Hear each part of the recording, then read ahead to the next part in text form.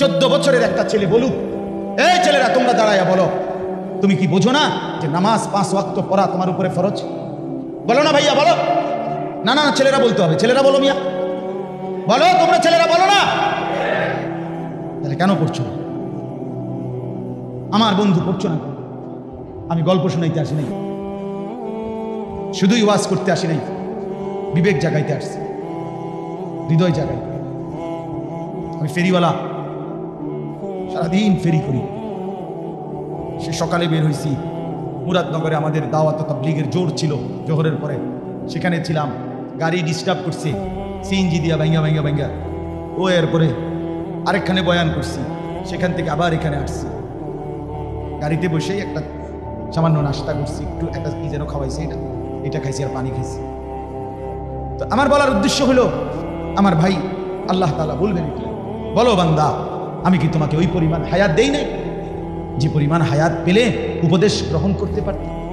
14 বছর, 16 বছর, 18 বছর বয়সে তুমি বুঝো নাই মিথ্যা বলা যে গুনাহ, চুরি, জিনা, ব্যভিচার, মদ, জুয়া, অশ্লীল ছবি, উলঙ্গপনা, বেহায়াপনা, সারাদিন মোবাইলের মধ্যে ছবি আর নর্তকী নিয়ে পড়ে থাকা, এই অসভ্যতা, এটা যে পাপ, এটা যে নাফরমানি, এটা কি বুঝো নাই? তুমি কি প্রতিবন্ধী ছিলা? তুমি কি মানসিক বিকারগ্রস্ত ছিলা? তুমি কি পাগল ছিলা, না মাতাল ছিলা, না ছাগল ছিলা? বুঝলা না কেন? কেন বুঝলা না?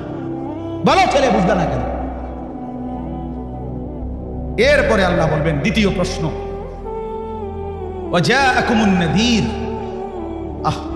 আল্লাহ বলবেন, বান্দা বলো তো, আচ্ছা সত্য সত্য করে বলো তো, আমি আল্লাহর পক্ষ থেকে তোমার কাছে আমার ভয় প্রদর্শনকারী বান্দা, কখনো ইমাম, কখনো খতিব, কখনো ওয়াইজ, কখনো আলেম, কখনো বক্তা, কখনো দাওয়াত ও তাবলীগের সাথী, কখনো আউলিয়া, কখনো বুজুর্গ, কখনো পীর, কখনো মাশায়েখ, কোনো না কোনো আল্লাহর বান্দার মাধ্যমে আমি কি তোমার কাছে আখিরাত আর পরকাল আর জাহান্নামের ভয় দেখাই নাই? কথা বলেন না কেন? তোমার কাছে কি কেউ বলে নাই কোনোদিন? আওয়ালাম নুআম্মিরকুম মা ইয়াতাযাক্কারু ফীহি মান তাযাক্কারা ওয়া জাআকুমুন নাযীর। রব্বুল আলামিন বলেন, বান্দা আমি তো প্রাপ্তবয়স্ক বানিয়ে তোমাকে উপযুক্ত সময় দিয়েছি, সেই সময়ের কদর করো নাই বলে আজকে জাহান্নাম দিয়েছি। সাথে সাথে আমি আল্লাহ বারবার লক্ষবার তোমার কানে আমার ভয় প্রদর্শনকারী বান্দাদের মাধ্যমে, আমার পছন্দের মনোনীত বান্দার মাধ্যমে তোমার কানে আমি আল্লাহ ইবাদতের কথা, নাফরমানির কথা, জান্নাত জাহান্নামের কথা বারবার শুনিয়েছি। হ্যাঁ, কি মনে করছিলে তুমি? রঙের গুড্ডি? হ্যাঁ, রঙের গুড্ডি। তুমি মনে করছো এই তামসায় তামসায় জিন্দেগি শেষ? না, ঠিক আছে, চলো, ঠিক আছে ছেলেরা, চলতে থাকো ভাইয়া, চলতে থাকো। দেখো না কতক্ষণ বেড়ি দেখতে পাবে, ঠিক আছে, চলো ইনশাআল্লাহ। কতক্ষণ মোবাইলে উলঙ্গ ছবি দেখবা, তৃপ্ত হবা কোন দিন? মনের প্রশ্ন করো। গোটা পৃথিবীর 800 কোটি মানুষকে যদি উলঙ্গ দেখো, তারপরও তৃপ্তি হবে না। আল্লাহর কসম, গুনাহ তৃপ্তি দেয় না, গুনাহ তৃপ্তি দেয় না। গুনাহ কি দেয় না? গুনাহ সুখ দেয় না। এক গ্লাস পানি খেলে তৃপ্তি হয়, এক সাগর মদ খেলেও তৃপ্তি হয় না। সে আরো নেশা করতে চায়, আরো নেশা। আল্লাহর নবী সাল্লাল্লাহু আলাইহি সাল্লামের হাদিস শুনবেন, নবী বলছে, মুদমিনু খামরিন কাআবিদে ওয়াসনিন। নবীজি বলেন, মদখোর, নেশাখোর সরাসরি মূর্তি পূজক, মুশরিক। শিরিক, মূর্তি পূজা করে যে যেমন মুশরিক, রাসূলুল্লাহ সাল্লাল্লাহু আলাইহি ওয়াসাল্লাম বলেন, মুদমিনু খামরিন কাআবিদে ওয়াসন, সে যেন মূর্তি পূজক। আরো সাংঘাতিক কথা বলি, আল্লাহর নবী সাল্লাল্লাহু আলাইহি সাল্লামের এই কথা বললে আমার কলিজা কাঁপে। নবীজির এক আশ্চর্য হাদিস আছে, পুরা শরীর শিহরে উঠবে বাপ আল্লাহর নবীর কথা শুনলে। নবীজি বলেন, যারা নেশা করে, মদ খায়, আল্লাহর রাসূল বলে, অচিরেই সে তার আপন আপন মামি, ফুফি, খালা, চাচি, এমন আপন জন, তারা কিংবা তাদের কন্যা এমন কারো সাথে জিনা কিংবা ব্যভিচার করতে আগ্রহী হয়।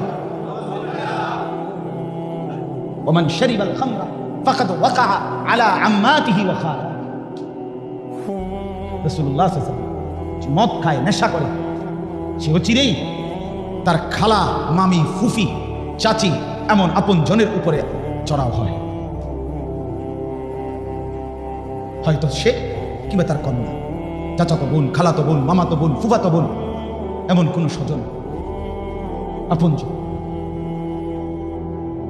আল্লাহ আমাদেরকে মাফ করে দেন।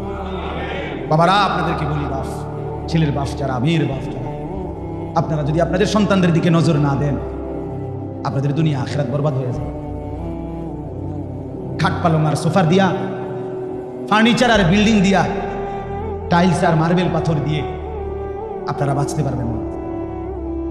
কবরেও কষ্ট পাবেন, হাসরের ময়দানেও কষ্ট পাবেন, খুব কষ্ট পাবেন। এজন্য দয়া করে প্রত্যেকে ইনসাফের সাথে ভালো, ইনসাফের সাথে ফিকির করে।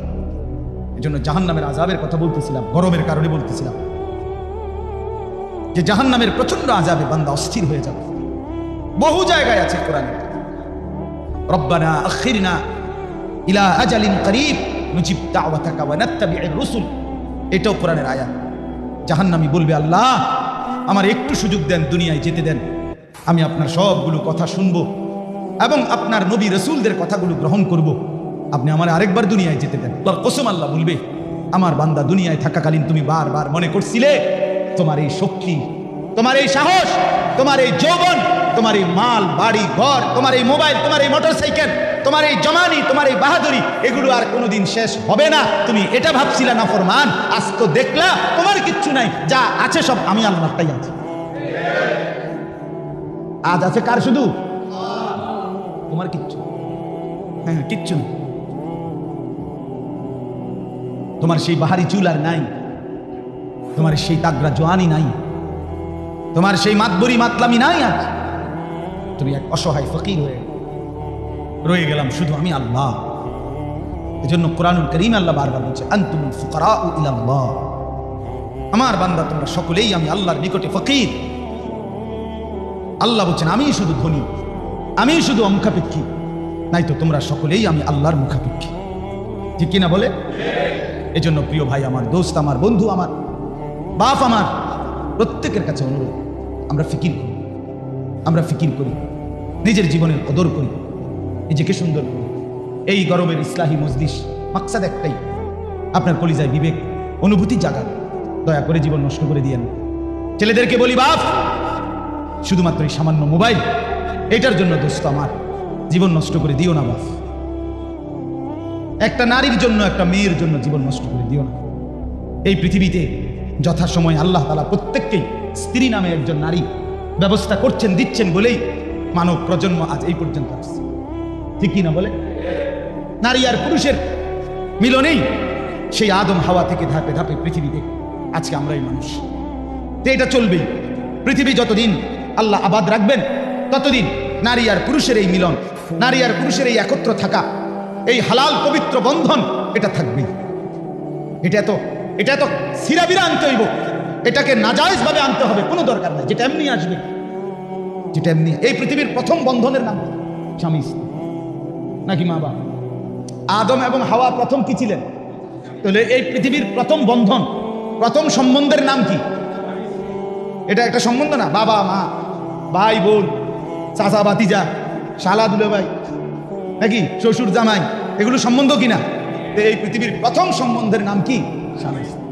আদম, আল্লাহ তাআলা প্রথম স্বামী স্ত্রীর এই বন্ধন দিয়ে ওয়াবাসসা মিনহুমা রিজালান কাসীরান ওয়া নিসা, আল্লাহ বলেন গোটা পৃথিবীময় অগণিত মানুষ আমি ছড়িয়ে দিয়েছি। এভাবেই চলছে, এভাবেই চলছে, এভাবেই চলবে। যা এমনি আসবে, যা আল্লাহ তাআলা কোরআনে বলছেন, অমিন আয়াতিহি আন খালাকা লাকুম মিন আনফুসিকুম আজওয়াজান, আমি আল্লাহ তোমাদের প্রত্যেকটা পুরুষের দেহের অংশ থেকে, শরীরের অংশ থেকে তোমাদের স্ত্রী, হালাল পবিত্র স্ত্রী আমি বানাইয়া রেখেছি। আল্লাহ বলে, তুমি ঘাবড়াইও না, পেরেশান হইও না, তুমি এত পাগল হইও না। পৃথিবীর সব নর্তকী দেখে সুখ মিলবে না, পৃথিবীর উলঙ্গ ছবি দেখে সুখ মিলবে না, রাস্তার ওই বেপর্দা বেহায়া অসভ্য নারী, এটা দেখে সুখ মিলবে না। কোরআনুল কারীমের এই সূরায় আমি পড়ছি, ইউসুফ আলাইহিস সালামকে যখন অন্ধকার একাকী ঘরে, দরজা বন্ধ, জানালা বন্ধ, সিটকারি লাগানো, সুন্দরী রূপসী একেবারে মন্ত্রী আজিজে মিসরের বিবি জুলাইখা নিজের কুপ্রস্তাবে আমন্ত্রণ করলো, আহ্বান করলো, সব দিকে নিরাপদ, কোনো অসুবিধা নাই, নিজের এই অসৎ কামনা পূরণ করবার দরজা জানালা সব বন্ধ। যেই নারী সে রাজি এবং যেই যুবক ইউসুফ আলাইহিস সালাম উনি অন্য জায়গারও কোনো মানুষ না যে কেউ সন্দেহ করবে উনি এই বাড়িতেই থাকে, উনি এই ঘরেই থাকে, উনি এখানেই থাকে, কাজে এটা আলগা কোনো ছেলে না, আলগা কোনো যুবকও না, কেউ জানবে না। এরকম এক জায়গায় সমস্ত সুযোগ 100 পাওয়ার পরেও আল্লাহর কসম ইউসুফ আলাইহিস সালাম বলছে ক্বালা মাআযাল্লাহ, আমি আমার আল্লাহর কাছে পানাহ চাই। ইন্নাহু রাব্বি আহসানা মাথওয়াই। ইউসুফ আলাইহিস সালাম বললেন, জুলাইখা শোনো, তুমি আমার যেই মনিব, আমার যেই মালিক, আমার যেই আল্লাহ আমারে ছোট্টবেলা থেকে তিল তিল করে লালন করে পালন করে বড় উত্তম ভাবে এই পর্যন্ত পৌঁছিয়েছেন। 10 ভাই আমারে পানির মধ্যে কূপের মধ্যে ফেলে দিয়েছে। তাফসীরের মধ্যে আছে রশির মধ্যে 2 হাত বাঁধা হযরতে ইউসুফকে 10 ভাই যখন পানির মধ্যে কূপে ফেলে দিয়েছে, এরপরে যখন কূপের মধ্যে ফেলে 2 হাতের মধ্যে বাঁধা রশিটা যখন ভাইয়েরা কেটে দিছে, আল্লাহর কসম তাফসীরে লিখছে রব্বুল আলামিন হযরত জিবরাইলকে আরশ আজিম থেকে ডাক দিয়ে বললেন, জিবরাইল আমার বন্ধু নিচে পড়ে যাবে, কূপের মধ্যে পড়বার আগে আগেই আমার বন্ধু দাঁড়াইবার জন্য পাথর তুমি নিচে বসায় দাও। হযরত ইউসুফের রশি কাইটা লাইছে, এখন পড়তে তো কমপক্ষে আধা ঘন্টা লাগবে। হযরতে জিবরাইল তারও আগে পৌঁছে পাথর বসায়। হযরত ইউসুফ আলাইহিস সালাম স্বাভাবিক মানুষ যেভাবে দাঁড়ায় একদম স্বাভাবিকভাবে পাথরের উপরে ভেবে দাঁড়াচ্ছে। তাফসীর ইবনে কাসীর আছে। তাইলে বলেন তো তিনি বললেন আমার আল্লাহ আমাকে তিল তিল করে আমাকে উত্তমভাবে লালন পালন করেছেন, এমন মনিবের এমন মালিকের নাফরমানি আমি করতে পারি না। এরপরে বলছেন অথবা আমার যেই মনিব তোমার স্বামী, সেও আমার মনিব দুনিয়ার, সেও আমারে বড় যত্ন করে আদর করে আমারে এই বাড়িতে রাজপ্রাসাদে আশ্রয় দিছে, আমি তারও নাফরমানি কেমনে করি, তার নাফরমানি কেমনে। এরপরে যেই কথাটা বলছে, ছেলেরা বাপ তোমাদেরকে বলি, প্রত্যেকটা মুসলমানকে বলি, ইন্নাহু লা ইউফলিহুজ জালিমুন। ইউসুফ আলাইহিস সালাম বলছে, জুলাইখা শুনো, কোন জালেম, কোন ব্যভিচারী, কোন পাপী, কোন জিনাকার সফল হবে না, সফল হবে না, সফল হবে না, চূড়ান্ত বলে দিলাম। জিনাকার সফল হয় না, ব্যভিচারী সফল হয় না। অতএব এই যুবকরা, তোমরা যারা নারীর পিছনে পড়ে আছো, উলঙ্গ ছবি, নর্তকীর নাচ, জিনা ব্যভিচারের দৃশ্য, উলঙ্গ দৃশ্য, কিংবা কোনো মহল্লার মেয়ের সাথে প্রেম করো, কিংবা রাস্তার কোনো মেয়ের সাথে প্রেম করো, আল্লাহর কসম, রব্বে কাবার কসম, আমি বললাম তুমি ব্যর্থ হবে, তুমি ব্যর্থ হবে, তুমি ব্যর্থ হবে। অচিরেই ফাসাদ লাথি ছাড়া আর কিচ্ছু মিলবে না, ফাসাদ লাথি মিলবে না আর কিচ্ছু। হ্যাঁ, যে মেয়ে তার মাকে ফাঁকি দিছে, যে মেয়ে তার বাপকে ফাঁকি দিছে, যে মেয়ে তার বংশকে ফাঁকি দিছে, যে মেয়ে তার চরিত্রকে ফাঁকি দিছে, যে মেয়ে তার পর্দাকে ফাঁকি দিছে, যে মেয়ে তার দেহকে নষ্ট করে দিছে, যে মেয়ে তার আখলাক নষ্ট করে দিছে, হে তোমারে মূলা দিব, হ্যাঁ তোমারে লাউ কদু দিব, ঘোড়ার ডিম ছাড়া আর কিছু নেই।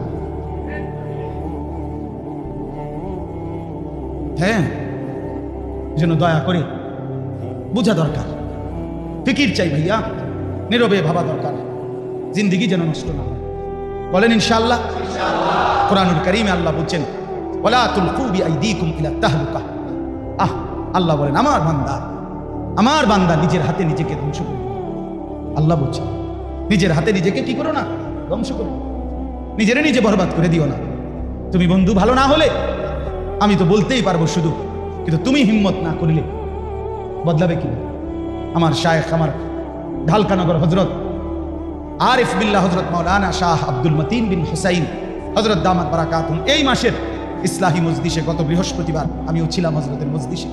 হজরত বলছেন গুনাহ ছাড়বার জন্য, ইবাদত করবার জন্য কাবাগরের সামনে দাঁড়াইলে হবে না, মদিনার রওজার সামনে দাঁড়াইয়া থাকলেই শুধু হবে না, সেটা তো বরকতের ব্যাপার, সেটা তো বরকতের বিষয়, কিন্তু গুনাহ থেকে বাঁচবার জন্য, আল্লাহর ইবাদত ঠিকমতো করার জন্য আমার আপনার প্রত্যেকের কলিজার ভিতরের একটা মজবুত হিম্মত থাকা দরকার। কি দরকার? একটা হিম্মত। আমি গুনাহ করব, আমি গুনাহ করব, আমি নাফরমানি করব, নারী উলঙ্গ হয়ে যাক আমি দেখব। আমরা কিতাবে পড়ছি এক সাহাবী, নওজোয়ান সাহাবীকে যুদ্ধের ময়দানে খ্রিস্টান বাহিনী আটকাইয়া ফেলছিল, বন্দী করছিল। ওই খ্রিস্টান সেনাপতি এই নওজোয়ান সাহাবীর রূপে সৌন্দর্যে এত মুগ্ধ হয়েছিল, সে তার কন্যাকে তাকে বশীভূত করার জন্য এই নওজোয়ান সাহাবীকে বন্দী করে তার উপযুক্ত সুন্দরী কন্যাকে বলছে, তুমি তাকে তোমার রূপ আর যৌবন দিয়ে যেভাবে হোক তার চরিত্রকে কলুষিত করো। 3 দিন টানাটা মেয়ে এক আলাদা নিভৃত কুঠুরিতে, আল্লাহর কসম আমি নিজে উর্দু কিতাবে পড়ছি, মেয়েটা চেষ্টা করছে তার রূপ আর যৌবন দিয়ে, কিন্তু কসম খোদার তিনি একবারের জন্য তার দিকে নজর দিয়ে তাকায় নাই। তো বের হয়ে সে তার বাবাকে বলছে, বাপ ইন্নাহু হাজারুন আম শাজারুন, তুমি যেই ছেলেটা যেই যুবকটার কাছে আমারে দিছো বাপ, কসম বাপ এটা হয় গাছ নয় এটা পাথর, এটা কোনো মানুষ না। আমি শত চেষ্টা করছি, লা ইয়ালতাফিতু ইলাইয়া, সে আমার দিকে কি করে নাই, বাঁকা চোখেও তাকায়, নজর দিয়েও তাকায়। এটা শুধু গল্পের মধ্যে সীমাবদ্ধ হলে চলবে না, এটা সম্ভব। সম্ভব কিনা বলেন? হযরত বলছেন হিম্মত দরকার। কি দরকার ভাই? সবাই বলেন হিম্মত। এজন্য আমি বলি যে আমার হিম্মত আপনার হিম্মত, আমার হিম্মত আমার জান্নাত, আমার হিম্মত আমার একটা সিদ্ধান্ত। আরে কস কি তার আমি ফাটতাম না, মানে কি তার কস? 1994 ইংরেজিতে আমার বড় ভাই, আপন ভাই, বাংলাদেশের প্রখ্যাত আলেম আলহাজ হযরত মাওলানা মাহবুবুর রহমান আশরাফি, তো ভাইয়া 1994 ইংরেজিতে কামেলে টাইটেলে সরকারি মাদ্রাসায় পরীক্ষা দিছিলেন, সারা বাংলাদেশে ফার্স্ট হয়েছিলেন, 1 নাম্বার। তখন A+ ছিল না, তখন আপনার 20 জন সারা দেশে মিলাইয়া স্ট্যান্ড করতো, 1 2 3 20 সিরিয়াল ছিল, ভাইয়া 1 নাম্বার হয়েছে। তো ঠিক বরাবর 4 বছর পরে 1998 সালে আমি দাখিল পরীক্ষা SSC পরীক্ষা দেব সরকারি মাদ্রাসা থেকে। মা বলছে, বড় ভাই বলছে, ভাই, মাও বলছে ফুত তোর ভাইয়ের মতো তোর রেজাল্টও চাই মা। তাই বলছি, বলে ইনশাআল্লাহ মা আমার ভাইয়ের মতো আমিও চেষ্টা করব। দিবা রাত্রি মেহনত করছি, মনে একটা সিদ্ধান্ত ছিল যে আমার ভাই পারলে আমি পারবো না কেন। আলহামদুলিল্লাহ 4 বছর পরে 1998 সালে দাখিলে আমিও সারা বাংলাদেশে ফার্স্ট হয়েছি, 1 নম্বর। আমার বলার উদ্দেশ্য হলো, অর্থ হলো এই হিম্মত, যে আমার ভাই পারছে আমি পারবো না কেন। আমরা যদি সিদ্ধান্ত নেই যুবক ভাইয়া বাপ, আপনার গুনাহ যদি করতে পারলাম তো এটাই প্রমাণ করে গুনাহ ছাড়তেও পারবে, ঠিক কিনা বলেন না কেন? করতে পারলে ছাড়তেও পারে, এটা সম্ভব। যে পাগল, যে মাতাল, যে প্রতিবন্ধী, সে না ছাড়তে পারবে না, কারণ সে তো সেন্সলেস। কিন্তু আমি সুস্থ সবল, আমি কেন ছাড়তে পারবো? আমি কেন উঠতে পারবো না? আমি কেন ফজরের নামাজ পড়তে পারবো না? আল্লাহ নবী সাল্লাল্লাহু আলাইহি ওয়াসাল্লাম রবিউল আউয়াল মাসে, এই যে মুহররম মাস শুরু হলো, সফর রবিউল আউয়াল, আমার ভাই কথাটা মনোযোগ দিয়ে শুনেন। আল্লাহ নবী সাল্লাল্লাহু আলাইহি ওয়াসাল্লাম রবিউল আউয়াল মাসের সোমবারে যেদিন ইন্তেকাল করছে, নবীজি সাল্লাল্লাহু আলাইহি ওয়াসাল্লাম এর আগে প্রায় 18 দিন একটানা অসুস্থ ছিলেন। 23 ওয়াক্ত নামাজ নবীজি জামাতে ইমামতি করতে পারে নাই। সর্বশেষ 23 ওয়াক্ত নামাজ হযরত আবু বকর সিদ্দিক রাদিয়াল্লাহু তাআলা আনহু সাহাবী کرام নিয়ে ইমামতি করে নামাজ পড়াইছেন ইন্তেকালের আগে। তো শেষ সোমবারে যেদিন নবী ইন্তেকাল করে, সেদিন ফজরের নামাজে সাহাবায়ে কেরাম মসজিদের মধ্যে ভরপুর আসছেন। হযরত আবু বকর সিদ্দিক এরকম ইমামের জায়গায় দাঁড়াইছেন। ঠিক এই টাইমে আল্লাহ নবী সাল্লাল্লাহু আলাইহি ওয়াসাল্লাম প্রচন্ড অসুস্থ, মাথা তুলতে পারছেন না। আম্মা জান আয়েশা, নবীর বিবি আয়েশা রাদিয়াল্লাহু তাআলা আনহার কামরা হুজরার মধ্যে নবীজি থাকতেন। এরকম মনে করেন জানালা, এই পাশে এই যে জানালার সাথে যে রুমটা বা এটাই ছিল হুজরা। তো আল্লাহ নবী সাল্লাল্লাহু আলাইহি ওয়াসাল্লাম আয়েশা রাদিয়াল্লাহু তাআলা আনহাকে বললেন ফজরের ওয়াক্তে, কোন ওয়াক্তে বলেন, আয়েশা তুমি আমারে কোনুর মধ্যে ঠেস দিয়া আমারে বসাও, আর আমার ঘরের হুজরার পর্দা সরায় দাও, আমি আমার সাহাবীদেরকে দেখব। তো আম্মা জান আয়েশা রাদিয়াল্লাহু তাআলা আনহা কোনুর মধ্যে হেলান দিয়ে ঠেস দিয়ে নবীজিকে বসাইছেন, হুজরার পর্দা সরায় দিয়েছেন। আল্লাহ নবী সাল্লাল্লাহু আলাইহি ওয়াসাল্লাম তাকিয়ে দেখছেন পুরা মসজিদ ভরা ফজরের নামাজে সাহাবায়ে কেরাম, আবু বকর সিদ্দিক ইমামের জায়গায় দাঁড়ানো। নবীজি সাল্লাল্লাহু আলাইহি ওয়াসাল্লাম চোখের পানি ফেলে বললেন, আয়েশা আমার হুজরার পর্দা মিলায় দাও। আর বললেন, আয়েশা আমার 23 বছরের মেহনত সার্থক। আয়েশা আমি এই 23টা বছর পাথরের আঘাত সয়েছি তায়েফে, 14 দিন পেটে পাথর বেঁধেছি, 3 মাস আমার ঘরের চুলায় আগুন জ্বলে নাই, আমি দাঁত শহীদ করেছি, আমি রাত নাই দিন নাই কেঁদেছি উম্মতের জন্য, সারা রাত তাহাজ্জুদে দাঁড়ায় থাকছি, সারা রাত পাপী উম্মতের জন্য কেঁদেছি। আমার সমস্ত মেহনত আজকে সার্থক, আমি আমার উম্মতকে ফজরের নামাজে মসজিদ ভরা দেখলাম। আল্লাহর কসম ভাইয়া, আমি নিজে আসসিরাতুন নববিয়্যা কিতাব সৈয়দ আবুল হাসান আলী আন-নদভী রাহমাতুল্লাহ আলাইহির লিখিত কিতাব, এই কিতাবে পড়ছি। এটা আল্লাহ নবী তখন বললেন, আয়েশা আমার সার্থক, আমার 23 বছরের মেহনত সফল, আমার উম্মত ফজরের নামাজ ভরপুর। এরপরেই আল্লাহ নবী সাল্লাল্লাহু আলাইহি ওয়াসাল্লাম 2 হাত আসমানে তুলে বলছেন, আল্লাহুম্মা রফিকাল আলা, আল্লাহ আপনি পরম বন্ধু আমার, আমি আপনি বন্ধুর কাছেই এবার যেতে চাই, আমি আপনার কাছেই যেতে চাই। মাওলা আপনি বন্ধুর কাছে আমাকে নেন। আমার মেহনত, আমার কোরবানি, আমার শ্রম, আমার কষ্ট, আমার পরিশ্রম, আমার মেহনত, আমার রক্ত, আমার ক্ষুধার কষ্ট, সব কিছু আমি পূর্ণতা দেখলাম, আমি এবার আপনার কাছেই যেতে চাই। এরপরে ভাই আল্লাহ নবী সাল্লাল্লাহু আলাইহি ওয়াসাল্লাম এই সেদিন সোমবার দিন, বিশ্বাস করেন, আবারও বলি ভাইয়া, জোহরের নামাজের আগেই আল্লাহ নবী সাল্লাল্লাহু আলাইহি ওয়াসাল্লাম সোমবার ইন্তেকাল করছেন। নবী শেষ উম্মতকে ফজরের ওয়াক্তে দেখছেন। কোন ওয়াক্তে? শেষ হাসি দিছিলেন উম্মতকে দেখে, ফজরের নামাজে দেখে। সেই উম্মতের তোমরা যদি ভাইয়া দিনের পর দিন, মাসের পর মাস, 365 দিনের একটা বছরে যদি কোনোদিন তোমার মনেও হয় না যে ফজরের নামাজের ওয়াক্ত হয় কখন, ফজরের নামাজ পড়ে কখন, হায় আমার বাপ, তুমি কেমনে দাঁড়াইবা হাসরের ময়দানে? কেমনে দাঁড়াই? তুমি কি ভুলে গেছো কবর? তাহলে এই মানুষগুলো যে মারা যায় তাদেরকে কবরে দাফন করে কেন? তুমি কি ভুলে গেছো? শোনো নাই আল্লাহ নবী সাল্লাল্লাহু আলাইহি ওয়াসাল্লামের কাছে হাসরের ময়দানে সুপারিশের জন্য যেতে হবে, তিনি কি প্রশ্ন করবেন না? হাউজে কাউসারের পানির জন্য নবীজির কাছে যেতে হবে না? কথা বলেন না? আরে ভাইয়া বলেন না, কার মতো চুল বানাই? হ্যাঁ, কার নারী দেখলা? কার নারী দেখে মজা নিলা? ফুটবলের খেলোয়াড়, ক্রিকেটের খেলোয়াড় তোমার প্রিয় হয়ে গেল? সেলুনের নাপিত তোমার প্রিয় হয়ে গেল? বখাটের যুবক তোমার বন্ধু হয়ে গেল? বলে কেমনে সুপারিশ চাইবেন? কেমনে হাউজে কাউসারের পানি চাইবেন? হযরত মাওলানা তারিক জামিল সাহেব, পাকিস্তানের বিশ্ববিখ্যাত দায়ী, দাওয়াত ও তাবলীগের মেহনত করে সারা পৃথিবী জুড়ে যিনি, তিনি বলেন হাসরের ময়দানে আল্লাহর নবী তার বহু উম্মতকে নিজের পিঠ খুলে চাদর সরাইয়া দেখাবে, উম্মত দেখ আমার পিঠ দেখ, চালনির মতো ছিদ্র ছিদ্র আমার পিঠ, মৃত্যু পর্যন্ত আর কোনোদিন পাথরের এই দাগ, তায়েফের রক্তের দাগ আর মিশে নাই, আমি এই চালনির মতো ছিদ্র ছিদ্রওয়ালা পিঠ নিয়েই কবরে গেছি। এজন্য আজকে নিয়ত করে ছেলেরা, এখানে যারা বসছো, এই দরজা বন্ধ, জানালা বন্ধ, আমরা এই মসজিদের ভিতরে নিয়ত করি আমরা ফজরের নামাজ পড়বো ইনশাআল্লাহ। সবাই বলি ইনশাআল্লাহ, দিল থেকে নিয়ত করি ইনশাআল্লাহ। পাক্কা নিয়ত তো? পাক্কা ইনশাআল্লাহ। যুবক ভাই বলো না, আল্লাহ তৌফিক দান করুন, আল্লাহ তৌফিক দান। হিম্মত করলে হবে, হিম্মত করলে হবে, হিম্মত করলেই হবে। প্রয়োজনে একটা বেশি আওয়াজ হয়, চায়না মোবাইল আছে কিছু এরকম, পিছন দিয়ে পুরাটাই স্পিকার, এরকম একটা বড় মোবাইল কিনো, এই 1000-1200 টাকা দিয়ে। এটা আমি কিনছি দেখে আমি বলতেছি, এটা আমার আছে বাসায়। এটা শুধু এই অ্যালার্ম বাজা, মানে সকালে ফজরের ওয়াক্তে এটা পুরো আওয়াজে ইউনিয়ন শুদ্ধ হয়ে যাবে, এমন বিকট আওয়াজ, ভয়ঙ্কর আওয়াজ। তো এই আওয়াজের, আমি তো রাত্রে দেরিতে ঘুমাই, 2টা, 2:30, 3টে ঘুমাই, তো আমার 3টা মোবাইল থাকে সাইডে দিয়ে, আমার বিবির একটা, আমার একটা, এই বড় আওয়াজওয়ালা একটা, 3টা একসাথে অ্যালার্ম দিয়ে রাখি। মানে আমার ঘুমের মাত্র তখন হয়তো 1 ঘন্টা 1.5 ঘন্টা হয়েছে ঘুম লাগিয়ে আসে, তারপর আবার উঠতে হয়। তো তারপরেও চেষ্টা করে উঠি, কারণ আমাকে যে পড়তেই হবে, এছাড়া কি আমার কোনো উপায় আছে?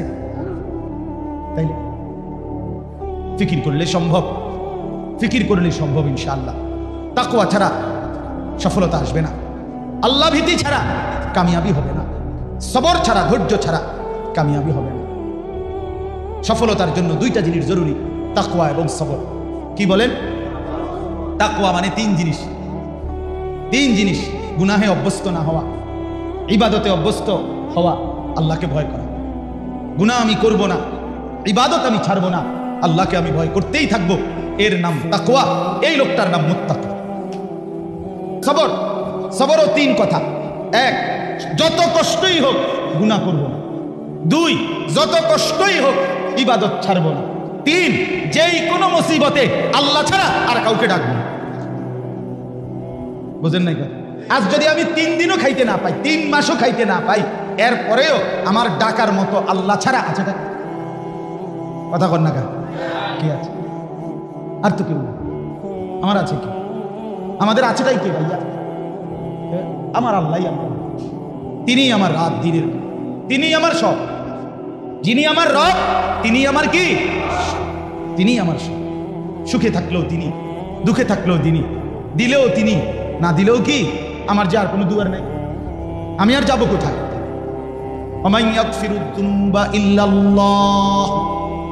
রব্বুল আলামিন বলে, আমার যে বান্দা আমি আল্লাহর কাছে গুনার মাফ চাইতে গিয়ে এই কথাটা বলে,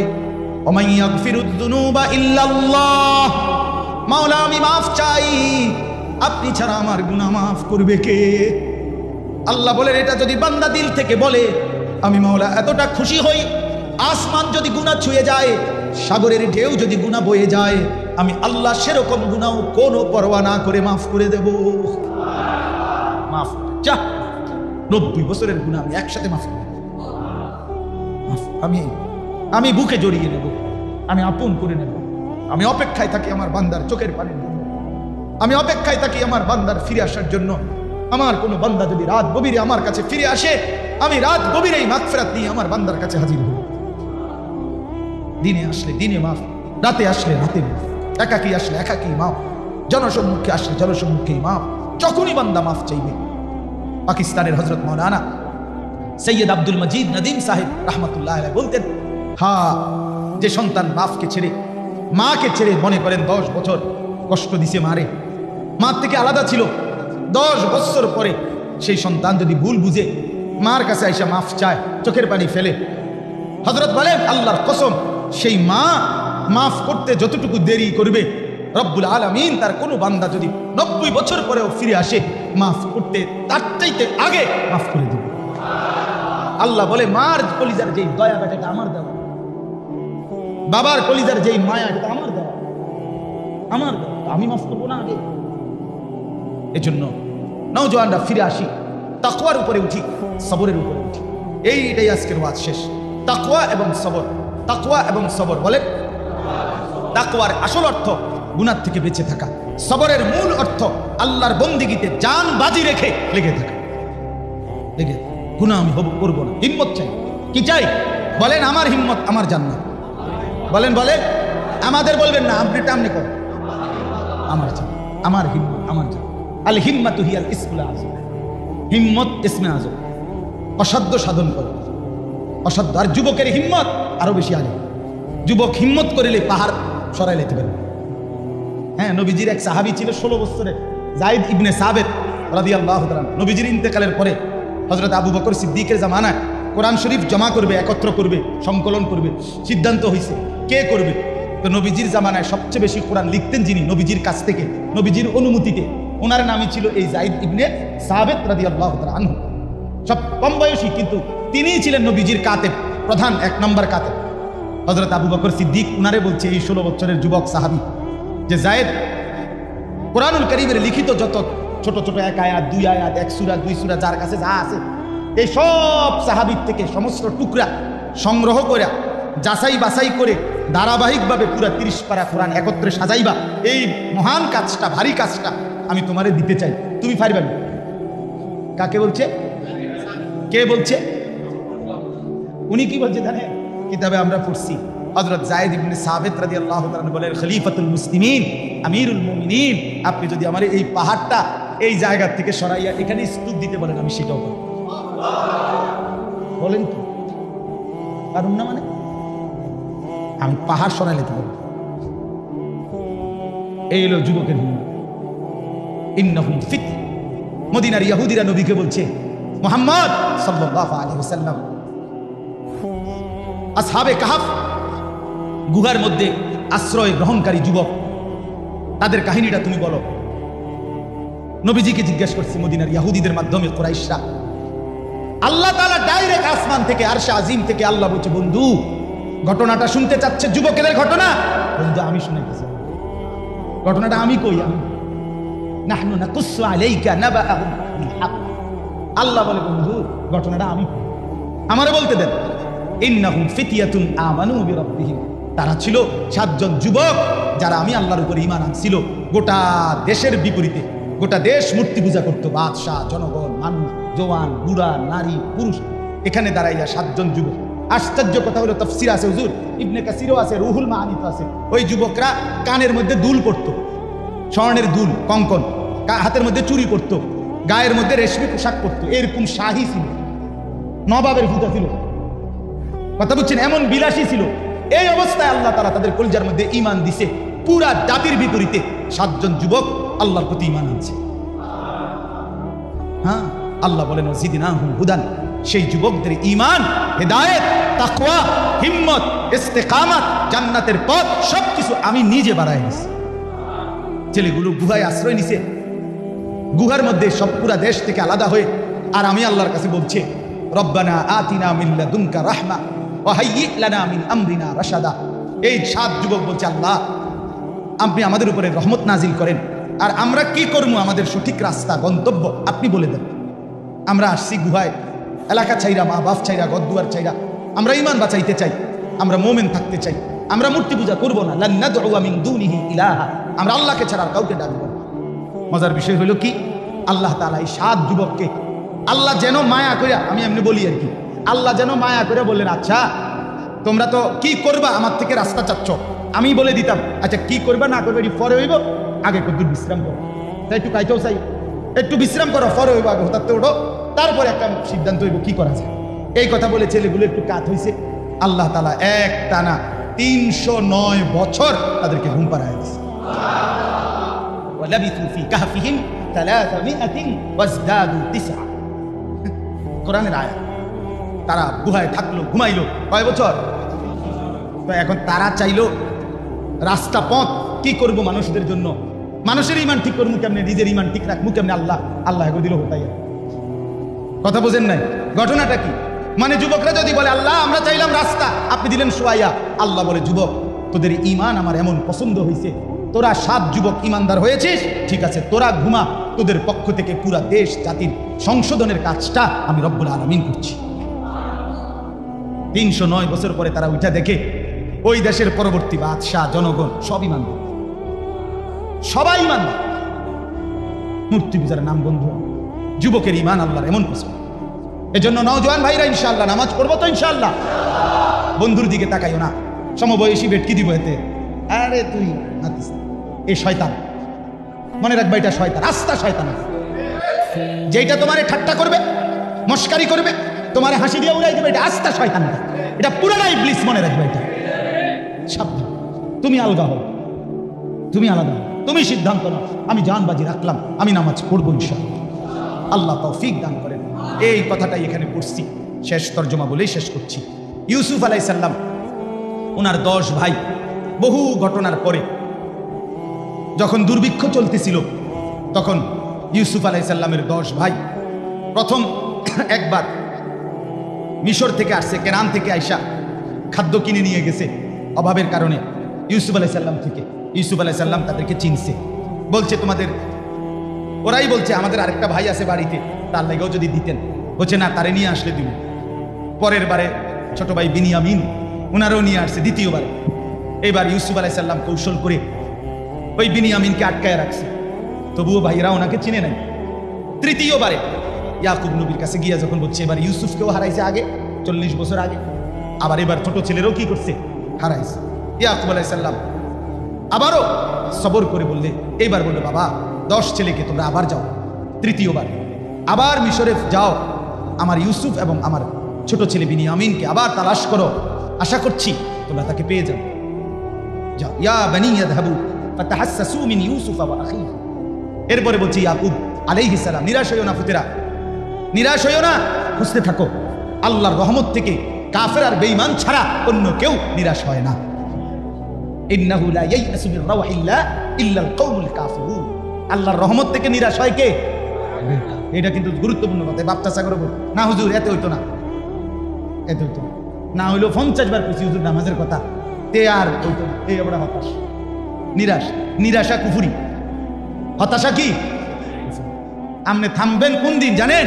যদি থামতেও হয়, বলতে বলতে বলতে হুজুর আর পারি না, এখন আমার থামা দরকার, তো সেটা হবে কমপক্ষে 950 বছর। জানেন না, 950 বছরের আগে বলা বন্ধ রাখার কোনো সুযোগ নেই। কারণ একজন মানুষ, একজন নবী নূহ, ইনি একাই 500 বছর বলছে। তো আপনি থামবেন কেমনে? বলেন আপনি কেমনে? কথা বোঝেন নাই? আমার যেই এলাকা কুমিল্লা নাঙ্গলকোট, তো আমাদের এলাকার ওলামারা ইউনিয়নের পেরিয়া ইউনিয়ন ওলামা পরিষদ আছে, তো ওনারা কথা এবার কোরবানির পরে মিটিং ছিল আমাদের এলাকায়। তা আমি আলেমরা অনেকে বলতেছে হুজুর আছে 3-4 বছর ধরে টানা বলতেছি, বুঝাইতে আসছি, মানুষটি কোনো লড়ে চলে না। একটা প্রসঙ্গে বলবো, আমি বললাম ভাইয়া প্রথম সিদ্ধান্ত হইল আমরা আল্লাহর কথা বলবো, আখিরাতের কথা বলবো, মানুষকে ফিরাবার চেষ্টা করব। প্রথম আপাতত টার্গেট কমপক্ষে 950 বছর। 950 বছর পরে ইনশাল্লাহ আবার মিটিং হবে। এখন কি করা? কথা বলছেন না? এর আগে কি করার সুযোগ নাই? বন্ধ করার সুযোগ। কেমনে বন্ধ করবেন? আপনি 950 বছর পর্যন্ত নূহ নবীকে বলতে বললে আপনার কি এর আগে আল্লাহ তাআলা ছাড় দিল? এটা আপনি কেমনে বলবেন যে না আমার 30 বারের পরে আর কইতো মানা করছে? আর হইতো না, আপনি কেমনে ফয়সালা দিলেন? 100 খুনের আসামি যদি জমানার আল্লাহর ওলি হয়, আপনার ফুট কি এত খারাপ? কথা বলেন না কেন? বেশ্যা পতিতা সে যদি আল্লাহর ওলি হইতে পারে, তওবা করে, আপনার মেয়ে কি তার চাইতে খারাপ? তাইলে আপনি চেষ্টা করেন, আপনি চোখের পানি ফেলেন, আপনি আবার বলেন, মৃত্যু পর্যন্ত বলতে থাকতে হবে। কোন মা বাপ এই কথা বলার সুযোগ নাই হুজুর বাড়ি ঘর দালান খাট পালং সোফা ফার্নিচার বিদেশ বিয়া সব আমি করাই দিছি, অন যদি নামাজ রোজা না করে আমি কি করতাম? এসব রঙের আলাপ মাটির উল্ফে কইতে পারলো, মাটির তলে কইেন না, আল্লাহর দোহাই। একটা বাড়ির লোকে ফেরেস্তা একদম গিরাগাড়ি গুড়া গুড়া করে, একদম আড্ডি মাড্ডি গুড়া করে পাউডার বানাইল, ফিটটা সমান করে। কাকুটা কি করলেন? আলাপ আলাপ কি করেন? এসব আলাপ করার সুযোগ নেই। আমাকে আপনাকে বলতে হবে কতক্ষণ? মৃত্যু পর্যন্ত। কি পর্যন্ত বলেন না? আমি সেদিন এক চাচারে বলছি, চাচা ছেলে মেয়েকে নামাজ রোজা যদি না করে, পর্দা পুশিদা না করে, কমপক্ষে এভাবে বলবেন, এভাবে চেহারাকে বুঝাবেন যেন আপনার মৃত্যু পর্যন্ত আপনার ছেলেটা বুঝে আমি যে নামাজ রোজা করতাম না এই কারণে আমার বাপ মৃত্যু পর্যন্ত আমার উপরে অসন্তুষ্ট ছিল। কথা বুঝেন না? কমপক্ষে যেন একদূর হলো কি আপনি আপেল খান, মালটা খান, বন খান, বিড়ি খান, ঠেঙ্গাল গিয়ে দেয় সাদ বানে, আল্লাহর রহমতে আসি বালা আপনার বন্ধু ভাই হেতে বিদেশ থেকে পাঠায়, ওটা বন খায়, বিড়ি খায়, চা খায়, গপ মারে, আফুতের বউয়ে বাইরে বাইরে মার্কেটে মার্কেটে টোটো টোটো করে, বুঝেন না? রঙের গুটি উড়ান। হ্যাঁ, আস্তাগফিরুল্লাহ, আস্তাগফিরুল্লাহ, আল্লাহ মাফ করে দেন। তাইলে তো এই তৃতীয়বারে 10 ভাই আবার আসছে ইউসুফ আলাইহিস সালামের কাছে। এই কথাটা বলতেছি, লম্বা ঘটনা, তো আমি শুধু এই কথাটা বললাম আর কি। তো আয়েশা ইউসুফ আলাইহিস সালামের 10 ভাই এবার ওই মাল মানে খাবার কিনবার জন্য, দুর্ভিক্ষ চলতেছিল, খাবার কিনবার জন্য ওনাদের কাছে এবার আর কোনো টাকা পয়সা নাই, উপযুক্ত মূল্য নাই। তো সামান্য গটি বাটি কিছু জিনিস আছিল, ফুরান জিনিস টিনিস বাড়িতে এড়িয়ে আনছি ফোজাবো। আইনা বলছে, বাদশাহ আপনার কাছে আমরা এগুলো দিলাম সামান্য কিছু, তবে এগুলোর হারে আমগরে খাবার দিলে হবে না। আমাদের খাবার, আমরা পরিবার বড়, আমাদের খাদ্য খাবার আরো বেশি লাগবে। এখন এই দাম ধরে দিলে হইতো না, কথা বুঝছেন না? আমগরে এগুলোর বিনিময়ে যে দূর প্রাপ্য এর দূর তো দিবেনই, কিন্তু আমগো তো দরকার আরো বেশি, তো সেটা দিবেন কেমনে? বেশতিটা। তো ইউসুফ আলাইহিস সালামের 10 ভাই কাতো কাতো শুরু বলছে, তাসাদ্দাক আলাইনা, বাকিটা আপনি আমগরে সদকা করেন।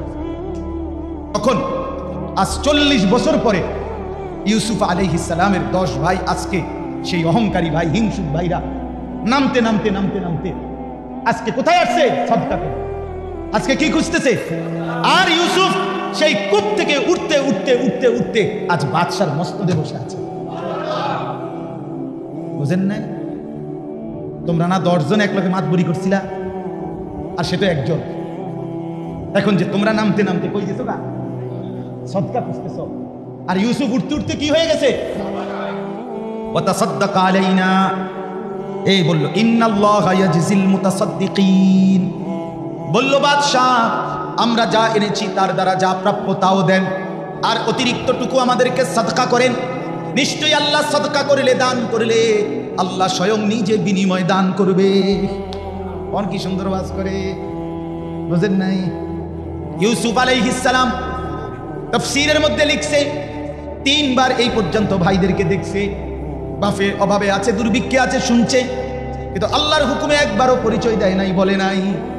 আজ তৃতীয়বারে যখন আপন ভাইগুলো, যদিও সৎ ভাই, ভাই তো ইয়াকুবেরই তো সন্তান, আজ যখন সাদাকা করছে, আজ যখন অভাবের কারণে হাত পেতে দিছে, ইউসুফ নবী আর সহ্য করতে পারে নাই। এবার চোখের পানি ফেলে ইউসুফ আলাইহিস সালাম ভাইদেরকে বললেন, ক্বালা হাল আলিমতুম মা ফাআলতুম বিইউসুফ ওয়া আখিহি ইদ আনতুম জাহিলুন। ইউসুফ নবী বললেন, যখন তোমরা অবুঝ ছিলে, যখন তোমরা বুঝো নাই, যখন তোমরা অবুঝ ছিলে, মনে কি আছে তোমাদের, তোমরা তোমাদের ভাই ইউসুফ আর তার ভাই বিনিয়ামিনের সাথে কি আচরণ করেছিলে? মনে আসেনি? এর সাথে সাথে 10 ভাই তাপ দিয়ে উঠছে, বাবা চাকা খাইয়া গেছে। কিরে এইভাবে দাগ নম্বর খতিয়ান নম্বর সহ কথা বলছেন না, একেবারে বিএসআরএস মিলাইয়া কেমনে কইয়া বইল? এবার মিশরে আমরা হইলাম কেনানে ফিলিস্তিনে, একেবারে দাগে নম্বরে মিলাইয়া কইছিল যে মনে কি আছে, যখন বুঝো নাই কি করছিলা? ক্বালু, এই দ্বিতীয় আয়াত যেটা আমি পড়ছিলাম, 2টা আয়াত শেষ। ক্বালু আইন্নাকা লাআনতা ইউসুফ। 10 ভাই এবার একযোগে বলে উঠছে ইউসুফ নবীর দিকে তাকিয়ে যে তাহলে কি তুমি আমাদের সেই ভাই ইউসুফ নাকি? ইউসুফ নবী চোখের পানি ফেলে বললেন, ক্বালা আনা ইউসুফ। ও ভাইয়া, আমি সেই ইউসুফ। কেমন পরিবেশটা হইছে তখন? ক্বালা আনা ইউসুফ ওয়া হাদা আখি। আর গত সফরে যারে আটকায় রাখছিলাম সেই বিনিয়ামিন, এটাই আমার ছোট ভাই। কাদ মান্নাল্লাহু আলাইনা। এবার ইউসুফ বললেন 10 ভাইকে, ভাইয়া শোনো, সেই ছোট্টবেলায় যেদিন কূপের মধ্যে ফেলে দিয়েছিলে, সেদিনের পর থেকে আজ পর্যন্ত আমার আল্লাহ, তোমরা তো আমারে ছেড়ে দিছিলে ভাই, আমার মাওলা 1 সেকেন্ডের জন্য আমারে ছাড়ে নাই। আমার মাওলা আমারে বারবার বারবার বারবার দয়া করেছে। আমারে কূপে ফেলছিলাম, আমার আল্লাহ সেখান থেকে উদ্ধার করছে, আমারে কৃতদাস বানিয়ে জেলে পাঠিয়ে দিছে। আমাকে আমার আল্লাহ সেই জেল থেকে উদ্ধার করে ধীরে ধীরে এই পর্যন্ত বাদশা বানায় দিছে। হ্যাঁ, এইবারে শেষ কথাটা মনে আসেনি? 2টা শব্দ বলছিলাম, কি? তাকওয়া এবং আবার বলেন না ভাইয়া, এই পুরো সূরা ইউসুফের খোলাসা। ইউসুফ আলাইহিস সালাম 10 ভাইকে বলল, ভাইয়া এবার বুঝুনি যে জনশক্তি হইলেই হয় না, তোমরা 10 জন, ওয়া নাহনু উসবা। শুরুতে আছে 10 ভাই। ইউসুফ ইয়াকুব আলাইহিস সালাম বলল যে তোমরা যে তারে খেলতে নিবা, তারে তো বাঘে খাইয়া ফেলবে। বুঝেন নাই? 10 ভাই বলছে কি তা বলেন? আরে বাঘে খাই, আমরা 10 জন, আমরা বুঝেননি, আমরা 10 জন।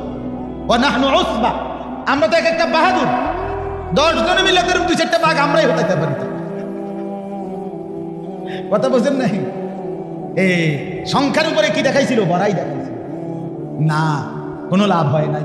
10 ভাই ফকির হয়ে গেছে, ফকির হয়ে গেছে। তো বলছি এবার ইউসুফ আলাইহিস সালাম, শোনো ভাইয়া, সফলতার জন্য সংখ্যা, জনবল, শক্তি এগুলো কোনো জিনিস না। সফলতার কামিয়াবির জন্য 2 জিনিস জরুরি। ইন্নাহু মান ইয়াত্তাকি ওয়া ইয়াসবির। শোনো, কিয়ামত পর্যন্ত বলে যাই, যেই লোক তাকওয়া অবলম্বন করবে এবং সবর অবলম্বন করবে, ফা ইন্নাল্লাহা লা ইউযীউ আজরাল মুহসিনিন। এমন নেককারের প্রত্যেকটা আমলের, মেহনতের, ফিকিরের, কষ্টের, মুজাহাদার বিনিময় আল্লাহ একটাও নষ্ট করবে না, সবটা 100-100 করবে। 100-100 কি দিবে? যদি থাকে কি? তাকওয়া, যদি থাকে সবর, যদি থাকে। আমি প্রথম দিন থেকে ভাইয়া গুনাহ থেকে বাঁচছি, আমি কিছুই বলি নাই, আমি জুলাইখার আমন্ত্রণে আহ্বানে সাড়া দিই নাই, আমি সবর করছি। আমার ছোট্টবেলায় আমার বাবার থেকে আলাদা করে দিছ, আমার ছোটবেলায় কূপে ফেলে দিছ, আমার ছোটবেলায় হাতের মধ্যে রশি বাঁধ দিয়া ছেড়ে দিছ, আমারে মিথ্যা অপবাদ দিয়া জেলখানার মধ্যে 12 বৎসর জেল খাটাইছে। ইউসুফ আলাইহিস সালাম 9 বছর বা 12 বছর জেলে ছিলেন। তো আমারে কতভাবে কষ্ট দিছে, আমি হাল ছাড়ি নাই, আমি আল্লাহকে ভুলি নাই, আমি ধৈর্য ধরছি, তাকওয়া অবলম্বন করছি, গুনাহ করি নাই, নাফরমানি করি নাই, পাপ করি নাই। বিনিময়ে আমার আল্লাহ আমাকে সব ফিরায় দিছে। দুনিয়ার লাইনে বাদশা বানায় দিছে, আখিরাতের লাইনে নবী বানায় দিছে। এরপর আর কি করতে? কথা বলেন না, আর কি দিত? এদিক দিয়ে কি বানায় দিছে, সেদিক দিয়ে কি বানায় দিছে? দুনিয়ারও বাদশা, আখিরাতেরও বাদশা আমার আল্লাহ আমারে ফেরত দিছে। এরপরে বলছে দেখো, মানে পরবর্তীতে বলছে, দেখলানি ভাইয়া আমার মানে বাপ মারেও ফিরাইয়া আনছে নাকি মিশরের মধ্যে। তারপরে পুরা ফ্যামিলি একত্র হয়েছে, ভাইয়েরা সেজদা করছে। তো ইউসুফ আলাইহিস সালাম বাপকে বলছে, আব্বা দেখছেন নি, আল্লাহ আমারে বাপও ফিরাই দিছে।